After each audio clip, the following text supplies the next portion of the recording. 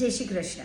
Social media પર હમણાં કોઈકે કમેન્ટ કર્યો કે ભાવનાબેન, તમે હંમેશા બધા પિક્ચરોના રિવ્યૂ હિન્દી અથવા અંગ્રેજીમાં શું કામ કરો છો, ગુજરાતીમાં કેમ નથી બોલતા? ગુજરાતીમાં નથી બોલતી કારણ કે આ બધી ફિલ્મે હિન્દી ફિલ્મ છે.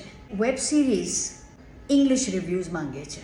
બીજું કારણ એ છે કે હું ગુજરાતી પરિવારમાં જન્મી છું, પણ હું ગુજરાતી ભણી નથી, એટલે મારા શબ્દો એટલા સુંદર નથી અને મારું ઉચ્ચાર શબ્દોનું પણ બહુ જ શોભિત નથી. પણ આજે હું કોશિશ કરીશ કે આ જે ફિલ્મની આપણે વાત કરશું એનું હું ગુજરાતીથી શરૂઆત કરીશ અને હિન્દીથી ખતમ કરીશ. એટલે કારણ કે આ ફિલ્મનું નામ છે લાલો. લાલો એટલે આપણે બાલકૃષ્ણને પ્રેમથી લાલો બોલાવીએ. આ ફિલ્મ જ્યારે સિનેમા હોલ્સમાં લાગી ત્યારે ધૂમ મચાવી દીધી અને બહુ જ થોડા સમયમાં 100 કરોડ ઉપર બિઝનેસ કરી લીધું. જેટલા ગુજરાતી વૈષ્ણવ પરિવારને હું ઓળખું છું એ બધા પરિવાર સંઘ, દોસ્તો સંઘ દૂર દૂર સિનેમા હોલમાં આ ફિલ્મ જોવા માંગે છે. ફિલ્મનું બિઝનેસ જોઈને પ્રોડ્યુસરે ફિલ્મને હિન્દીમાં ડબ કરી અને હવે હિન્દીમાં પણ રિલીઝ થઈ ગઈ છે. And once again it is a super hit at the box office. ऐसी क्या बात है इस फिल्म में? फिल्मों के प्रोडक्शन वैल्यूज़ बहुत लो होते हैं, बहुत छोटी जगहों पे शूट होती है और एक्टर्स को भी और टेक्नीशियंस को भी बहुत कम पैसे मिलते हैं. ये फिल्म एक होप है कि अगर आपकी कहानी अच्छी है, अगर आप जो बात कहना चाहते हो वो अनोखी है, तो आपको बहुत ज़्यादा पैसे की ज़रूरत नहीं है, आपको बड़ी आलीशान जगहों की ज़रूरत नहीं है.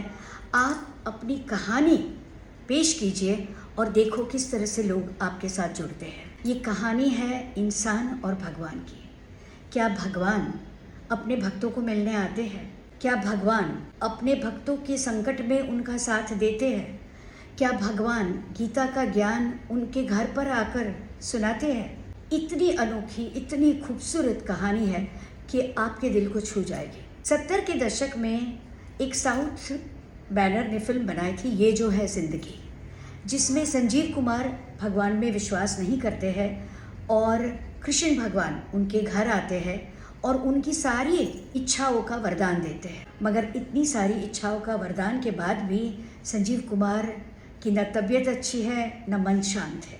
इसके बाद एक और फिल्म आई थी राजेश खन्ना की, मालिक. मालिक में राजेश खन्ना आस्तिक है और उनकी पत्नी शर्मिला टैगोर नास्तिक है. और पूरी फिल्म में बार बार ऐसे वाक़या होते रहते हैं जहाँ शर्मिला टैगोर भगवान पर विश्वास नहीं करती और राजेश खन्ना को एक के बाद एक चमत्कार होने लगते हैं. अब इतने लंबे अरसे के बाद लालू ने हम सब में एक ऐसी आस्था जगाई है कि हमारे घर में जो मूर्ति है या मंदिरों में जो मूर्ति है वो सिर्फ मूर्ति नहीं, एक आस्था है. अगर हम में आस्था है तो भगवान है और अगर हम में आस्था नहीं है तो भगवान नहीं है. मैं इस फिल्म का रिव्यू नहीं करूँगी, मैं इस फिल्म को रेटिंग नहीं दे सकती हूँ.